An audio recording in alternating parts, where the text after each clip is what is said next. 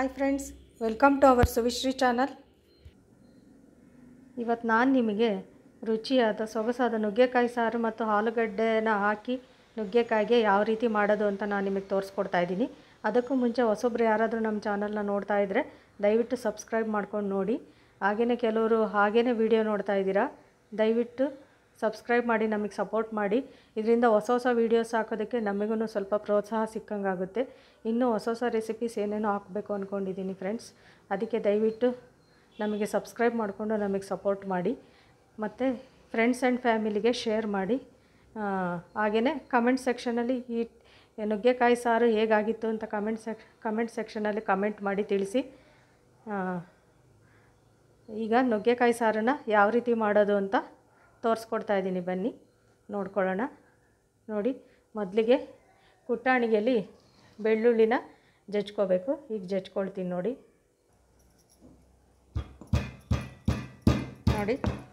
ಬೆಳ್ಳುಳ್ಳಿನ ಈ ರೀತಿ ಜಜ್ಕೊಂಡು ಹಾಕ್ಕೊಂಡ್ರೆ ಸಾರು ತುಂಬಾ ಟೇಸ್ಟಿಯಾಗಿರುತ್ತೆ.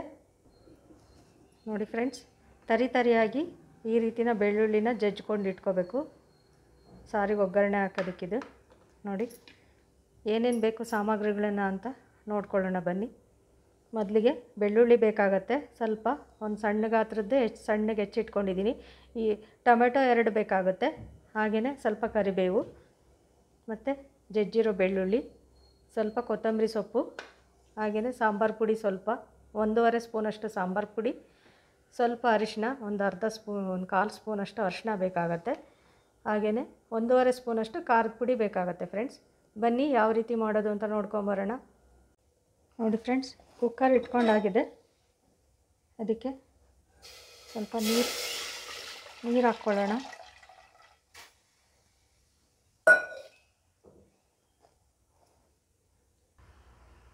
ನೋಡಿ ಫ್ರೆಂಡ್ಸ್, ನೋಡಿ ಈ ಅಳತೆಯಲ್ಲಿ ಸುಮಾರು, ಇದರಲ್ಲಿ ನಮ್ಮ ಮನೇಲಿ 3 ಜನ ಆಗಿರೋದ್ರಿಂದ ಈ ಅಳತೆಯಲ್ಲಿ ಸುಮಾರು 2 ಬೌಲ್ನಷ್ಟು, ಸಣ್ಣ ಬೌಲ್ ಇದೆ ಇದು, 2 ಬೌಲ್ನಷ್ಟು ಬೇಳೆನ ಹಾಕ್ಕೊಳ್ತಾ ಇದ್ದೀನಿ ಸಾರಿಗೆ.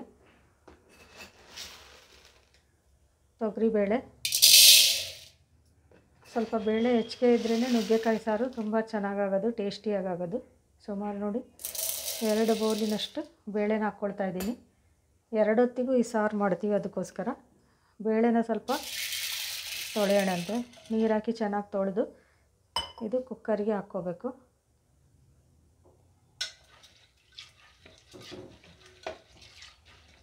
ನೋಡಿ ಈ ರೀತಿಯಾಗಿ ಚೆನ್ನಾಗಿ ತೊಳ್ಕೊಬೇಕು. ನೋಡಿ ನೀರು ಕಾಯಕ್ಕೆ ಇಟ್ಟಿದ್ನಲ್ಲ, ಈ ಬೇಳೆನ, ತೊಳೆದಿರೋ ಬೇಳೆನ ಇದಕ್ಕೆ ಹಾಕ್ಕೊಳ್ತಾ ಇದ್ದೀನಿ. ಇದೆಲ್ಲ ಪೂರ್ತಿಯಾಗಿ ಹಾಕ್ಕೋಬೇಕು.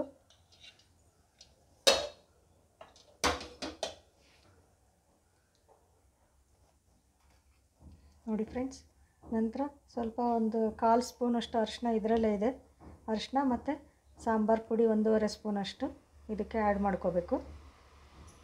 ನೋಡಿ, ನಂತರ ಸುಮಾರು 1.5 ಸ್ಪೂನಷ್ಟು ಖಾರದ ಪುಡಿನ ಹಾಕ್ಕೊಳ್ತಾ ಇದ್ದೀನಿ. ನಂತರ ಸಣ್ಣದಾಗಿ ಹೆಚ್ಚಿಟ್ಕೊಂಡಿರೋವಂಥ ಒಂದು ದಪ್ಪ ಗಾತ್ರದ ಆಲೂಗಡ್ಡೆನ ಹಾಕ್ಕೊಳ್ತಾ ಇದ್ದೀನಿ. ನಂತರ ಟೊಮೆಟೊನ ಆ್ಯಡ್ ಮಾಡ್ಕೋಬೇಕು. ಸುಮಾರು 2 ಟೊಮೆಟೊ ಇದೆ ಇದರಲ್ಲಿ. ನೋಡಿ ಫ್ರೆಂಡ್ಸ್, ಸುಮಾರು 1 ಸ್ಪೂನಷ್ಟು ಉಪ್ಪನ್ನು ಆ್ಯಡ್ ಮಾಡ್ಕೊಳ್ತಾ ಇದ್ದೀನಿ. ಇವಿಷ್ಟನ್ನು ಹಾಕಿ ಲಿಡ್ನ ಕ್ಲೋಸ್ ಮಾಡಬೇಕು. 2 ವಿಷಲ್ಸ್ ಹಾಕಿಸ್ಕೋಬೇಕು. ಆಗ ಬೇಳೆ ಚೆನ್ನಾಗಿ ಬೆಂದಿರುತ್ತೆ. ಆಮೇಲೆ ಏನು ಮಾಡಬೇಕು ಅಂತ ನಾನು ನಿಮಗೆ ತೋರಿಸ್ಕೊಡ್ತೀನಿ. ನೋಡಿ ಫ್ರೆಂಡ್ಸ್, ಈ ಕಡೆ ವಿಷಲ್ ಹಾಕ್ಸೋಕೆ ಇಟ್ಟಿದ್ದೀನಿ. ಅದೇ ಟೈಮಲ್ಲಿ ಈ ಕಡೆ ಸಾರಿಗೆ ಒಗ್ಗರಣೆ ಹಾಕ್ಕೊಳ್ಳೋಣ. ಒಗ್ಗರಣೆ ಹಾಕೋದು ಹೇಗೆ ಅಂತ ತೋರಿಸ್ಕೊಡ್ತೀನಿ. ನೋಡಿ, ಈ ಥರ ತುಂಬಾ ಈಸಿಯಾಗಿ ನುಗ್ಗೆಕಾಯಿ ಸಾರು ಮಾಡ್ಕೋಬೋದು. ಬ್ಯಾಚುಲರ್ಗೆ ತುಂಬಾ ಈಸಿ ಆಗುತ್ತೆ. ಏನೂ ಗೊತ್ತಿರಲ್ವಲ್ಲ ಬ್ಯಾಚುಲರ್ಗೆ ಅಡುಗೆ ಮಾಡ್ಕೊಳ್ಳೋಕ್ಕೆ, ಅಂಥವ್ರಿಗೆ ತುಂಬಾ ಹೆಲ್ಪ್ಫುಲ್ ಆಗುತ್ತೆ ಇದು. ಒಬ್ಬೊಬ್ಬರು ಒಂದೊಂದು ರೀತಿ ಮಾಡ್ತಾರೆ ಫ್ರೆಂಡ್ಸ್. ಇದು ನಮ್ಮ ಮನೆಯಲ್ಲಿ ನಾವು ಈ ರೀತಿಯೇ ಮಾಡೋದು. ಇನ್ನೊಂದು ಥರ ಮಾಡ್ತೀವಿ, ಅದು ಕಾಯಿ ರುಬ್ಬಾಕಿ ಮಾಡ್ತೀವಿ, ಅದು ಬೇರೆ ಥರ ಟೇಸ್ಟ್ ಆಗುತ್ತೆ, ಇದು ಬೇರೆ ಥರ ಟೇಸ್ಟ್ ಆಗುತ್ತೆ. ಅದೊಂದು ಸಲ ನಾನು ನಿಮಗೆ ತೋರಿಸ್ಕೊಡ್ತೀನಿ. ಇದು ತುಂಬ ಈಸಿಯಾಗಿ ಮಾಡೋದು ಹೇಗೆ ಅನ್ನೋದನ್ನು ಇದು ತೋರಿಸ್ಕೊಡ್ತಾ ಇದ್ದೀನಿ ನಿಮಗೆ. ನೋಡಿ, ಸ್ವಲ್ಪ ಪಾತ್ರೆ ಕಾಯಲಿ. ನೋಡಿ ಫ್ರೆಂಡ್ಸ್, ಪಾತ್ರೆ ಈಗ ಬಿಸಿಯಾಗಿದೆ. ಇದರಲ್ಲಿರೋ ನೀರಿನ ಅಂಶ ಎಲ್ಲ ಹೋಗಿದೆ. ಈಗ ಸ್ವಲ್ಪ ಒಂದೂವರೆ ಸ್ಪೂನಷ್ಟು ಆಯಿಲ್ನ ಆ್ಯಡ್ ಮಾಡ್ಕೊಳ್ತಾ ಇದ್ದೀನಿ. ಇದಕ್ಕೆ ಎಣ್ಣೆ ಕಾಯಲಿ ಫ್ರೆಂಡ್ಸ್. ನೋಡಿ ಫ್ರೆಂಡ್ಸ್, ಎಣ್ಣೆ ಕಾದಿದೆ. ಈಗ ನಾವು ಸ್ವಲ್ಪ ಸಾಸಿವೆ ಹಾಕ್ಕೋಬೇಕು. ಹಾಗೆಯೇ ಒಂದು ಚಿಟಿಕೆ ಜೀರಿಗೆನ ಹಾಕ್ಕೋಬೇಕು. ನೋಡಿ, ಸಾಸಿವೆ ಸಿಡಿದು ಚಿಟಪಟ ಆಗ್ತಾಯಿದೆ. ಈಗ ನಾವು ಹೆಚ್ಚಿಟ್ಕೊಂಡಿರುವಂಥ ಈರುಳ್ಳಿ ಹಾಕ್ಕೊಳ್ತಾ ಇದ್ದೀವಿ. ಇದು ಸ್ವಲ್ಪ ಬ್ರೌನ್ ಕಲರ್ ಆಗೋವರೆಗೂ ಚೆನ್ನಾಗಿ ಫ್ರೈ ಮಾಡ್ಕೊಳ್ಳೋಣ. ಹಾಗೆಯೇ ಸ್ವಲ್ಪ ಕರಿಬೇವನ್ನು ಈಗಲೇ ಆ್ಯಡ್ ಮಾಡ್ಕೋಬೇಕು. ನೋಡಿ, ಚೆನ್ನಾಗಿ ಫ್ರೈ ಮಾಡಬೇಕು ಇದನ್ನು. ನೋಡಿ ಫ್ರೆಂಡ್ಸ್, ಈರುಳ್ಳಿ ಬೇಯಲಿಕ್ಕೆ ಇದಕ್ಕೂ ಸ್ವಲ್ಪ ಅರಿಶಿನ ಆ್ಯಡ್ ಮಾಡ್ಕೋಬೇಕು. ಅರಿಶಿನ ಆ್ಯಡ್ ಮಾಡಿಕೊಂಡು ಚೆನ್ನಾಗಿ ಬ್ರೌನ್ ಕಲರ್ ಆಗೋವರೆಗೂ ಇದನ್ನು ಚೆನ್ನಾಗಿ ಫ್ರೈ ಮಾಡ್ಕೊಳ್ಳಿ. ನೋಡಿ, ಇದೊಂದು ಟಿಪ್ಸ್ ನಿಮಗೆ. ಈರುಳ್ಳಿ ಬೇಯೋವಾಗಲೇ ನಾವು ಸ್ವಲ್ಪ ಅರಿಶಿನ ಆ್ಯಡ್ ಮಾಡಿಕೊಂಡ್ರೆ ಈರುಳ್ಳಿ ಬೇಗ ಬೇಯುತ್ತೆ. ನೋಡಿ ಎಷ್ಟು ಬೇಗ ಬೇಯಿತು ಅಂತ. ನೋಡಿ, ಸ್ವಲ್ಪ ಬ್ರೌನಿಶ್ ಕಲರ್ ಬಂದರೆ ಸಾಕು. ತುಂಬ ಬ್ರೌನ್ ಆಗಬೇಕಂತ ಏನಿಲ್ಲ. ನೋಡಿ, ಆಗಲೇ ನಾವೇನು ಕುಟಾಣಿಗೆಯಲ್ಲಿ ಜೀರಿಗೆ ಜಜ್ಜಿಟ್ಕೊಂಡಿದ್ವಿ ಆ ಬೆಳ್ಳುಳ್ಳಿನ ಈಗ ಆ್ಯಡ್ ಮಾಡ್ತಾಯಿದ್ದೀನಿ. ನೋಡಿ,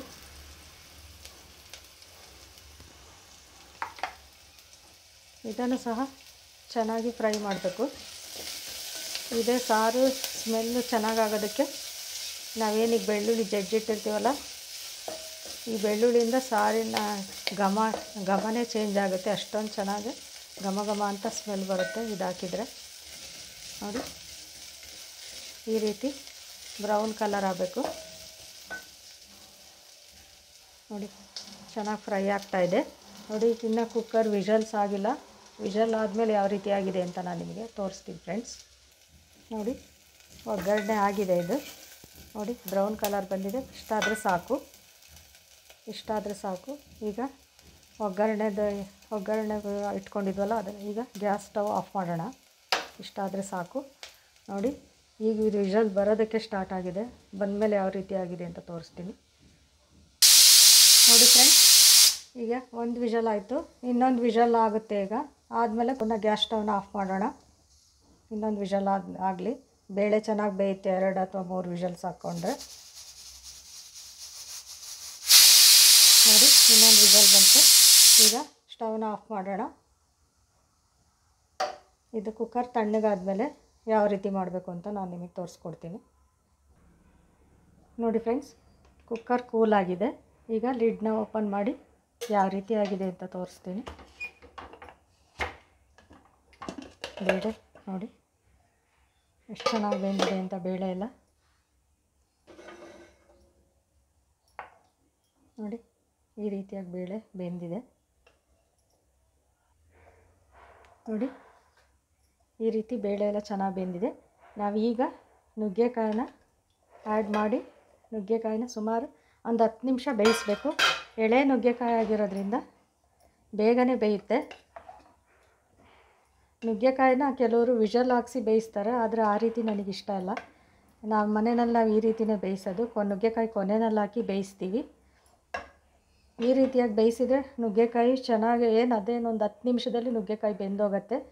ಹಾಗೆ ನುಗ್ಗೆಕಾಯಿ ವಿಷಲ್ ಹಾಕ್ಸಿದ್ರೆ ಏನಾಗುತ್ತೆ, ನುಗ್ಗೆಕಾಯಿ ಹಾಕಿ ವಿಷಲ್ ಹಾಕ್ಸಿದ್ರೆ ಏನಾಗುತ್ತೆ ಅಂದರೆ ಎಲ್ಲ ಒಂಥರ ಕದಡೋದಂಗೆ ಆಗಿಬಿಡುತ್ತೆ. ನುಗ್ಗೆಕಾಯಿ ಎಲ್ಲ ಸಿಪ್ಪೆ ಎಲ್ಲ ಬಿಟ್ಕೊಂಡು ಆ ರೀತಿ ನಮಗಿಷ್ಟ ಇಲ್ಲ. ಈ ರೀತಿ ಮಾಡೋದ್ರಿಂದ ನುಗ್ಗೆಕಾಯಿ ಒಂದು 10 ನಿಮಿಷದಲ್ಲೇ ಚೆನ್ನಾಗಿ ಬೇಯುತ್ತೆ. ಈಗ ಗ್ಯಾಸ್ ಹಚ್ಕೊಂಡು ಚೆನ್ನಾಗಿ ನುಗ್ಗೆಕಾಯಿ ಒಂದು 10 ನಿಮಿಷ ಬೇಯಿಸೋಣಂತೆ. ನೋಡಿ, ಬೇಕಿದ್ರೆ ಇದಕ್ಕೆ ನೀವು ಇನ್ನೊಂದು ಸ್ವಲ್ಪ ನೀರನ್ನು ಆ್ಯಡ್ ಮಾಡ್ಕೋಬೋದು. ನಿಮಗೆ ಗಟ್ಟಿ ಬೇಕಂದರೆ ಗಟ್ಟಿ ಹಾಕ್ಕೋಬೋದು. ನಾವು ಸ್ವಲ್ಪ ಒಂಚೂರು ಮೀಡಿಯಮ್ ಕನ್ಸಿಸ್ಟೆನ್ಸಿಲಿ ಸಾರು ಮಾಡ್ತೀವಿ, ಅದಕ್ಕೆ ಇನ್ನೊಂದು ಸ್ವಲ್ಪ ನೀರು ಆ್ಯಡ್ ಮಾಡ್ಕೊಂಡು ಅದು ಬೆಂದ ಮೇಲೆ ಇನ್ನೂ ಗಟ್ಟಿ ಆಗುತ್ತೆ ಫ್ರೆಂಡ್ಸ್. ನೋಡಿ, ಈಗ ಈ ರೀತಿ ನೀರು ಹಾಕಿ ಹೀಗೆ ಮಿಕ್ಸ್ ಮಾಡ್ಕೋಬೇಕು. ಈಗ ಒಂದು 10 ನಿಮಿಷ ನುಗ್ಗೆಕಾಯಿ ಬೇಯಿಸೋಣ. 10 ನಿಮಿಷ ಆದಮೇಲೆ ಯಾವ ರೀತಿ ಆಗಿದೆ ಅಂತ ತೋರಿಸ್ತೀನಿ. ನೋಡಿ ಫ್ರೆಂಡ್ಸ್, ನೋಡಿ ಫ್ರೆಂಡ್ಸ್ 10 ನಿಮಿಷ ಆಗಿದೆ. ಈಗ ಮುಚ್ಚಳನ ಓಪನ್ ಮಾಡಿ ಬೆಂದಿದೆ ಅಂತ ನಿಮಗೆ ತೋರಿಸ್ತೀನಿ ಯಾವ ರೀತಿ ಬೆಂದಿದೆ ಅಂತ. ನೋಡಿ ಫ್ರೆಂಡ್ಸ್, ಈಗ ನುಗ್ಗೆಕಾಯಿ ಯಾವ ರೀತಿ ಬೆಂದಿದೆ ಅಂತ ತೋರಿಸ್ತೀನಿ. 10 ನಿಮಿಷ ಆಯಿತು. ನೋಡಿ ಆಲೂಗಡ್ಡೆನೂ ಬೆಂದಿದೆ. ನೋಡಿ ನುಗ್ಗೆಕಾಯಿ ನೋಡಿ ಹಿಂಗೆ ಇಚ್ಚಿಕ್ಕಿ ನೋಡಿದರೆ ನೋಡಿ ಹಿಂಗೆ ಎಷ್ಟು ಸ್ಮೂತಾಗಿ ಬೆಂದಿದೆ ಅಂತ. ಈ ಥರ ಇರಬೇಕು. ಇಚ್ಚಿಕ್ಕಿ ನೋಡಿದರೆ ಸ್ವಲ್ಪ ಸ್ಮೂತಾಗಿದ್ದರೆ ಬೆಂದಿದೆ ಅಂತ ಹೇಳಿ. ನೋಡಿ ಒಂದು 10 ನಿಮಿಷದಲ್ಲೇ ಬೆಂದ್ಬಿಡುತ್ತೆ. ಇದಕ್ಕೇನು ವಿಷಲ್ ಹಾಕ್ಸೋ ಅವಶ್ಯಕತೆ ಇಲ್ಲ. ನೋಡಿ ಇದಾಗಿದೆ. ಇದನ್ನು ಈಗ ನಾವೇನು ಒಗ್ಗರಣೆ ಮಾಡಿ ಇಟ್ಕೊಂಡಿದ್ವಿ ಈ ಪಾತ್ರೆಗೆ ಈ ಸಾರನ್ನು ಟ್ರಾನ್ಸ್ಫರ್ ಮಾಡ್ಕೊಳ್ಳೋಣ.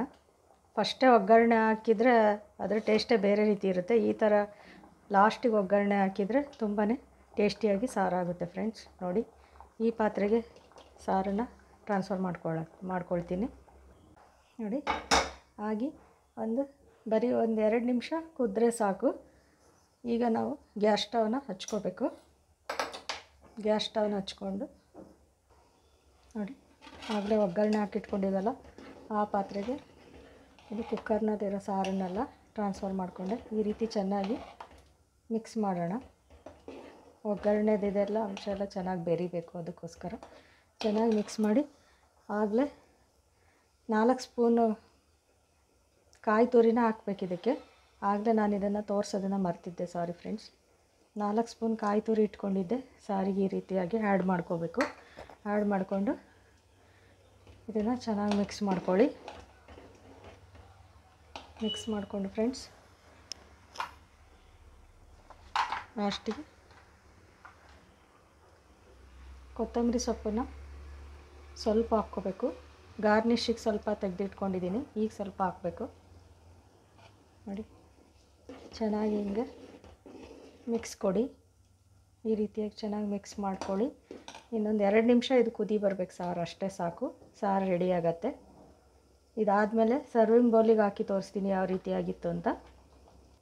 ಈ ಹಂತದಲ್ಲಿ ನಾವು ಸಾರು ಉಪ್ಪು ಖಾರ ಎಲ್ಲ ಸರಿಯಾಗಿದೆಯಾ ಅಂತ ಒಂದು ಸಲ ಚೆಕ್ ಮಾಡ್ಕೋಬೋದು ಫ್ರೆಂಡ್ಸ್. ಉಪ್ಪೇನೋ ಕಡಿಮೆ ಆಗಿತ್ತು ಅಂದರೆ ಇನ್ನೊಂದು ಸ್ವಲ್ಪ ಉಪ್ಪು, ಅಥವಾ ಖಾರದ ಪುಡಿ ಕಡಿಮೆ ಆಗಿತ್ತು ಅಂದರೆ ಇನ್ನೊಂದು ಸ್ವಲ್ಪ ಖಾರದ ಪುಡಿನ ನಾವು ಆ್ಯಡ್ ಮಾಡ್ಕೋಬೋದು. ಈ ಟೇಸ್ಟ್ ನೋಡಿ ಯಾವ ರೀತಿ ಆಗಿತ್ತು ಅಂತ ಒಂದು ಸಲ ಟೇಸ್ಟ್ ನೋಡಿ ಉಪ್ಪು ಕಡಿಮೆ ಆಗಿದ್ದರೆ ಇನ್ನೊಂದು ಸ್ವಲ್ಪ ಉಪ್ಪು ಹಾಕ್ಕೊಳ್ಳಿ.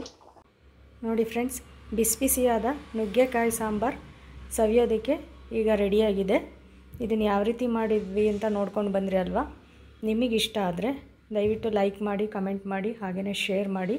ಹಾಗೆಯೇ ಪಕ್ಕದಲ್ಲಿ ಕಾಣೋ ಬೆಲ್ ಐಕಾನ್ನ ಒತ್ತಿ ನಾವು ಮಾಡೋ ಪ್ರತಿಯೊಂದು ರೆಸಿಪೀಸ್ನ ನೋಟಿಫಿಕೇಷನ್ ನಿಮಗೆ ಬಂದು ತಲುಪತ್ತೆ.